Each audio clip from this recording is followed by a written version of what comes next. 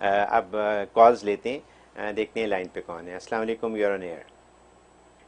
جی وعلیکم السلام۔ پہلے آپ لوگوں کو سلام کرنا تھا۔ میں جو ہوں آپ سے یہ کہنا تھا، ایک مفتی حضرت جب ہمیں اولیاء کرام کا، بزرگ دین کا واقعہ سناتے ہیں تو واقعی ایمان تازہ ہو جاتا ہے۔ ان سے ایک سوال تھا، چونکہ وہ ان کے پاس ماشاءاللہ اتنی حکمت اور نالج ہے، تو سوال یہ تھا کہ ہمارے بزرگ بتاتے تھے کہ ہم لوگ حنفی ہیں اور سید سلمان ندوی کی فیملی سے ہیں اور دیوبند سے بھی تعلق ہے۔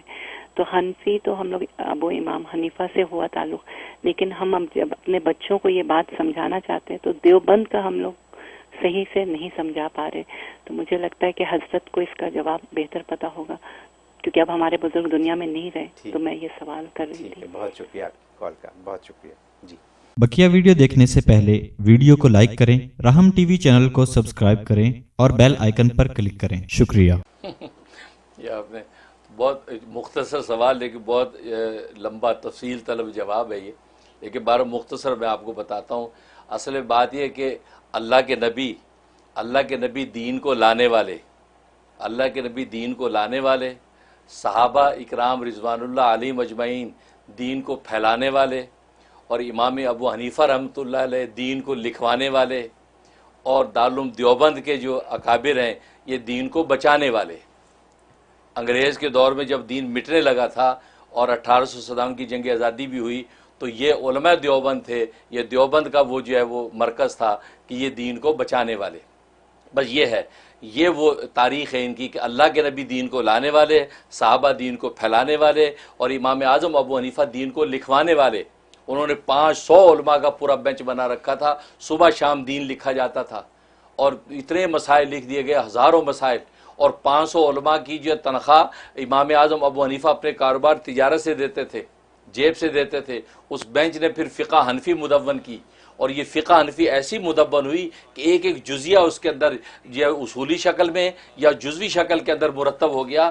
یہی وجہ ہے کہ بعد میں جتنی بھی خلافتیں چلی، خلافت خلافت عباسیہ، خلافت امویہ، اس طرح خلافت عثمانیہ، ساری خلافتوں کے اندر جو ہے وہ فقہ حنفی رائج رہا۔ حکومتی سطح پر، سیاست کی سطح پر فقہ حنفی رائج رہا، کیونکہ فقہ حنفی جتنا مدون ہے اتنے کوئی بھی فقہ، باقی جتنی فقہ شافعی، فقہ مالکی، فقہ حنبلی، وہ عبادات وغیرہ کی حد تک تو مدون، لیکن ایک سلطنت اسلامیہ کیسے چلائی جاتی ہے یہ صرف فقہ حنفی کا امتیاز تھا۔ یہ وجہ کہ آپ دیکھیں گے تاریخ میں جتنے بھی بادشاہ سارے حنفی تھے، ہندوستان میں بھی جو ہے سب حنفی تھے، کیونکہ حنفی فقہ سب سے زیادہ مدون تھی اور اس فقہ کے مطابق سلطنتیں چل رہی تھیں۔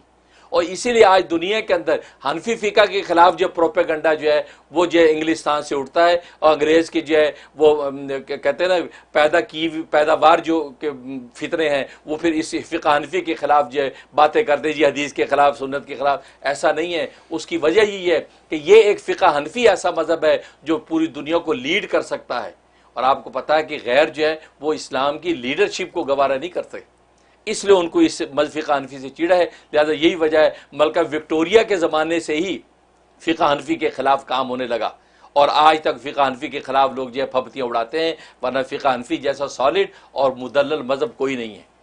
اس لیے ہم امام ابو حنیفہ کی وجہ سے فقہ حنفی کو مانتے ہیں، اور وہی رائج رہی پوری دنیا میں، اور اسی طرح آج بھی پوری دنیا میں سب سے زیادہ فقہ حنفی۔ پھر یہ دیوبند کے ساتھ جو نسبت ہماری تعلیمی اور تربیتی نسبت جو ہے وہ دیوبند کے ساتھ ہے، کیونکہ دیوبند کے جو اکابر دین کو بچانے والے، کیونکہ انگریز جب آیا تھا وہ دین کو مٹانے آیا تھا، اور ایسا مٹایا کہ دلی کے اندر جو ہے وہ 1000 مدرسہ تھا، ان سب کا بلڈوزر پھرا دیے، یہاں تک کہ شاہ ولی اللہ رحمۃ اللہ علیہ کا مدرسہ رحیمیہ تھا اس پر بلڈوزر پھروا دیے، 1000 مدرسہ میٹ کر دیا انگریز نے آ کے، یہ سوچ کے کہ یہ دین کے مرکز نہ رہیں۔ تو پھر یہ دارالعلوم دیوبند کی بنیادیں اللہ نے کھڑی کی تھیں، اور یہ اکابر دیوبند تھے، حجت الاسلام مولانا قاسم نانوتوی، اور یہ عالم ربانی مولانا شیر گنگوئی، حاجی امداد اللہ مہاجر مکی، اور یہ بڑے بڑے اکابر جو ہیں یہ پھر میدان میں آئے، اور انہوں نے پھر دین کو بچایا اور دیوبند کا پودا لگایا۔ تو یہ ہماری تعلیمی اور تربیتی نسبت جو ہے دیوبند کے ساتھ ہے۔ جیسے علی گڑھ میں پڑھنے والے آج بھی علیگی کہلاتے ہیں، علیگی، جی میں علیگی ہوں، سمجھ گیا علی گڑھ سے پڑھا ہوا ہے۔ یا گورنمنٹ کا لاہور کے پڑھے ہوئے اپنے آپ کو راوین کہتے ہیں، جی آئی ایم راوین، او اچھا تم بھی راوین، میں بھی راوین، میں بھی گورنمنٹ کالج پڑھا ہوں تو راوین ہے۔ اسی طریقے سے دیوبندی جو ہم کہتے ہیں یہ ہماری تعلیمی نسبت ہے، جیسے الیگی اور راوین تعلیمی نسبت ہے ایک ادارے کے ساتھ، ایسے دیوبند کے ساتھ جو ہماری تعلیمی اور تربیتی نسبت ہے کہ وہاں سے یہ چشمہ جو ہے دین و علم کا چلا ہے، جو آج جو ہے اسی شاخوں کی شکل میں پورے عالم کے اندر پھیلا ہوا ہے، اس لیے ہم اپنے آپ کو دیوبندی کہتے ہیں، کیونکہ دیوبند کے اکابر دین کو بچانے والے ہیں۔ بہت خوب۔ یہ حضرت یہ تفصیل سے جو آپ نے جواب دیا ہے، یہ سوال تو خاتون کا تھا لیکن یہ بے تحاشا لوگوں کا سوال ہے جو آپ نے آج اس کو ایک یوں سمجھیے کہ لیکچر دے دیا چھوٹا سا، دریا بکوزہ کوزے میں بند ہو گیا، یہ مطلب کافی بہت تفصیل ہے۔ نہیں، یہ کافی ہے سمجھنے کے لیے، عام انسان کے لیے، عام سمجھ کے لیے۔ بہت خوب، بہت شکریہ، بہت خوب۔